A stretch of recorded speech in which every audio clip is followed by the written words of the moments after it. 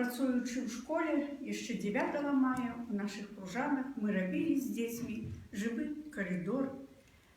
Ішли ветерани війни, ішли ветерани, було пригожо, сонячно, а на стадіоні діти почали губляти притомність, почали падати.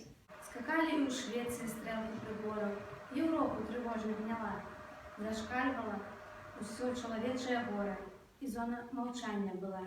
Плявався отрутною парою кратер, словесні хмари плили, а люди у наровлі до майського свята, двори, тротуари мели.